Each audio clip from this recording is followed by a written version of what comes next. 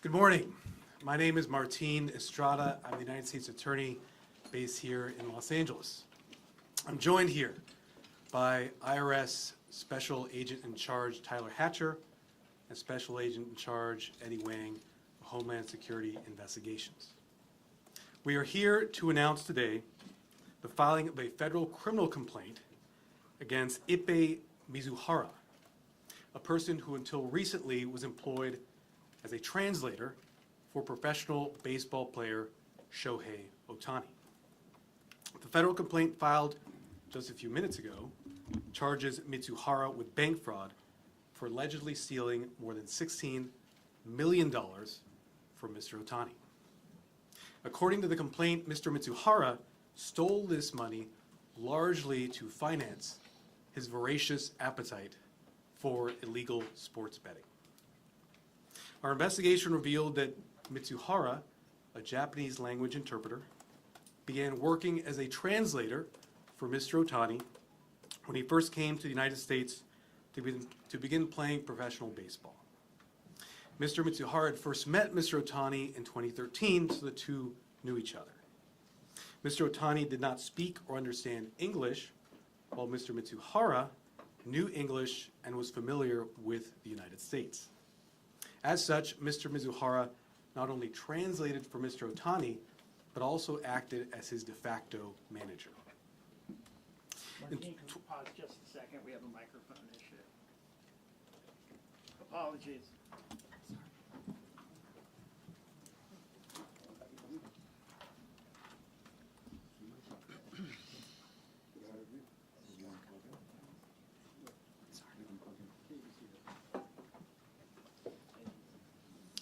Our investigation has revealed that Mr. Mizuhara, a Japanese language interpreter, began working as a translator for Mr. Ohtani when Mr. Ohtani first came to the United States to begin playing professional baseball. Mr. Mizuhara had first met Mr. Ohtani in 2013, so the two men knew each other. Mr. Ohtani did not speak or understand English, while Mr. Mizuhara knew English and was familiar with the United States. As a result, Mr. Mizuhara acted as Mr. Ohtani's de facto manager. In 2018, shortly after Mr. Ohtani arrived from Japan, Mr. Mizuhara helped Mr. Ohtani set up a bank account. That was a bank account that was used to deposit Mr. Ohtani's salary payments from professional baseball. Mr. Mizuhara had access to that bank account, and he refused to give access to Mr. Ohtani's other professional advisors, including his agent, his accountant, and his financial advisor. And he told them that Mr. Ohtani wanted to keep that account private. In 2021, Mr. Mizuhara began placing sports bets with a group of bookmakers who were linked to an illegal gambling operation. Over time, Mr. Mizuhara's bets became more and more frequent. And over time, Mr. Mizuhara's bets became larger and larger in amounts. Messages between Mr. Mizuhara and the bookmaker showed that he lost considerable money on those bets, but he continued to make the wagers, thousands of wagers over time. The bets do not appear to have been made on the sport of baseball. At the same time he started placing the bets with bookmakers, Mr. Mizuhara began using Mr. Ohtani's account to make payments for the bank account. Mr. Mizuhara had helped set up the account, so he was familiar with it, and he used that familiarity to access the account. The evidence we've gathered over the past few weeks has demonstrated that in total, Mr. Mizuhara stole over $16 million from Mr. Ohtani's account in order to pay for these illegal sports bets. Phone and bank records show that Mr. Mizuhara appears to have accessed Mr. Ohtani's bank account online. What is more, Mr. Mizuhara lied to the bank to access the account. For instance, we've obtained recordings of telephone calls in which Mizuhara spoke with bank employees, lied to them about being Mr. Ohtani, gave personal biographical information for Mr. Ohtani in order to impersonate him, and thereby convinced the bank to approve large wire transfers of large amounts of money to the bookmakers. I want to emphasize this point. Mr. Ohtani is considered a victim in this case. There is no evidence to indicate that Mr. Ohtani authorized the over $16 million of transfers from his account to the bookmakers. Mr. Ohtani has stated that he did not authorize these transfers, that he did not grant Mizuhara access to his account. But on top of that, we reviewed both Mizuhara's and Mr. Ohtani's phones and their communications over time, over several years. Thousands of communications reviewed by a Japanese linguist. And that review has demonstrated no discussion of betting, wagers, or authorization for transfers to bookmakers. Furthermore, there would have been no reason for Mr. Mizuhara to impersonate Mr. Ohtani in calls with the bank if these transfers had been authorized. Also, when Mr. Mizuhara would occasionally win on his sports bets, the winnings were not deposited in Mr. Ohtani's bank account, but rather in Mr. Mizuhara's personal bank account. Finally, in a text message with one of the bookmakers, which is detailed in the complaint which is available to you, Mr. Mizuhara admitted to the bookmaker to stealing from Mr. Ohtani. Let me summarize. Our investigation has revealed that due to the position of trust he occupied with Mr. Ohtani, Mr. Mizuhara had unique access to Mr. Ohtani's finances. Mr. Mizuhara used and abused that position of trust in order to take advantage of Mr. Ohtani. Mr. Mizuhara used and abused that position of trust in order to plunder Mr. Ohtani's bank account to the tune of over $16 million. And Mr. Mizuhara did all this to feed his insatiable appetite for illegal sports betting. In this way, we allege in the complaint, Mr. Mizuhara committed fraud on a massive scale. And let me note, what we filed today here is a complaint. Mr. Mizuhara is presumed to be innocent, but you can see all the allegations that we've made in the complaint that's been filed. Finally, let me offer some thanks in this case. I want to thank the amazing investigative team in this case for the work that they did. Investigators with IRS Criminal Investigation, investigators with Homeland Security Investigations, and with our office, United States Attorney's Office for the Central District of California, worked tirelessly, worked quickly, and worked thoroughly to bring this charge against Mr. Mizuhara. I want to thank, in particular, the Assistant United States Attorneys in my office who worked on this case. That would be AUSA's Jeff Mitchell, AUSA Rachel Agres, and AUSA Dan Boyle. Let me now, before we take any Q&A, introduce to the podium IRS Special Agent in Charge, Tyler Hatcher.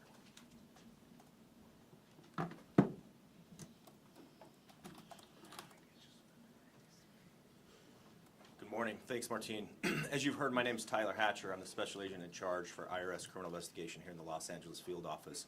We often get asked, why is IRS involved in these kind of cases? And IRS Criminal Investigation Special Agents are the best in the world at following the money. And I want to give my comments to shed some light on how quickly the federal government, and in particular U.S. Attorney's Office, my office, and HSI marshaled our resources to get a resolution to a victim, and in this case, Mr. Ohtani. The criminal complaint that was filed today definitively shows that that money, the $16 million that's in question, was in fact stolen. And we want to continue IRS criminal investigations efforts in protecting sports at the highest levels. We have a long history of getting involved in cases dealing with sports at the highest levels, and this is just another great example of the federal government working together for a quick resolution. I'll turn that over to Eddie Wing. Thanks, Tyler. Good morning, everyone. My name is Eddie Wong, and I'm the Special Agent in Charge for Homeland Security Investigations here in Los Angeles. HSI is the principal investigative arm of the Department of Homeland Security, and one of our top priorities is targeting illicit financial activities. As you just heard earlier today, a federal criminal complaint was filed alleging that Mr. Ippei Mizuhara illegally transferred billions of dollars from Mr. Ohtani's bank account for which he was not authorized to do so. These charges stem from the outstanding work of our special agents assigned to the HSI-led El Camino Real Financial Crimes Task Force, who worked collaboratively with our steadfast partners at the IRS Criminal Investigation and U.S. Attorney's Office. In particular, I'd like to take a quick second to recognize the outstanding work done by the prosecutors on this case, Assistant U.S. Attorneys Jeff Mitchell, Dan Boyle, and Rachel Agres. Thank you for your work on this matter. Look, there is much work to be done regarding financial crime in the greater Los Angeles metropolitan area, but the El Camino Real Financial Crimes Task Force is up to the challenge and will continue to diligently target financial crimes like this. Thank you. I'm going to try to coordinate Q&A, so show of hands. Nobody? Oh, get out of here. Dacio, go! What started the investigation? What led you to look into this and find Mr. Mizuhara? There was an ongoing federal criminal investigation into illegal gambling businesses operating not just in our district but throughout the country, and that investigation ultimately revealed this bank fraud. As you mentioned, this was pretty fast for a federal investigation of this magnitude. What led to such a quick resolution here, and was the popularity of Shohei Ohtani and his reputation, did that factor into wanting to get this resolved quickly? We understood there was a significant amount of public interest in this case. There were a lot of question marks out there in terms of what had occurred. We wanted to get to those questions. I want to emphasize, though, that while we were able to work on this case rapidly, it was a very thorough investigation. You will see in the complaint review of thousands of communications, review of bank records, review of phone records, interviews that were done with several individuals related to this. So a very thorough investigation was done. And if I could ask a quick follow-up, you said earlier that you don't believe that the bets were made on baseball. How certain are you of that at this moment? Based on the review that we have done, and it is, as I mentioned, a very thorough review, we do not believe any bets were made on baseball games. Yes. Given all the evidence that you just laid out, what kind of penalty or punishment do you think Mr. Mizuhara could be facing? And does Mr. Ohtani have any chance of ever recouping any of that money that has been lost, stolen? Mr. Mizuhara faces a charge of bank fraud. Bank fraud carries a statutory maximum penalty of 30 years imprisonment. But the ultimate sentence that he would receive, if convicted, would be based on a determination by the judge. The judge considers all the factors, all the background to come up with the appropriate sentence. That is for the court to decide. We will provide all the facts to make sure the court is fully informed in making that decision. Can you talk about the degree to which Mr. Ohtani cooperated with the investigation and what that involved? Mr. Ohtani, as I mentioned, has been established as a victim in this case. I want to be clear that Mr. Ohtani has cooperated fully and completely in this investigation. He's not only spoken to investigators, he's provided access to his digital devices, to his personal information, to ensure that justice was done in this case. And to what degree did Ippei cooperate? Excuse me, I didn't hear your question. To what degree did Ippei cooperate in the investigation, Mr. Mizuhara? Mr. Mitsuhara is charged in this case. He is presumed innocent, and I'll leave it at that. What are the next steps? Has Mizuhara already pled guilty, or what will be happening after this criminal complaint? So this is the filing of a criminal complaint. Those are allegations that have been made. A criminal charge is filed. Mr. Mitsuhara will now have to appear on that criminal complaint. That appearance should happen sometime in the next few days. Following that, we will prosecute the case wherever it goes. Whether Mr. Mitsuhara admits his guilt or whether he decides to contest his guilt, we will follow it where the law appropriately leads us. Okay, and a follow-up, where will he be appearing? He will be appearing in federal district court in our district. Okay. I'll get you the details on that. Any more? How much Go right here. Will Mr. Ohtani continue to be asked to take part in the investigation? Mr. Ohtani has cooperated, as I said, completely and fully in this investigation. We expect him to continue to cooperate fully in this investigation.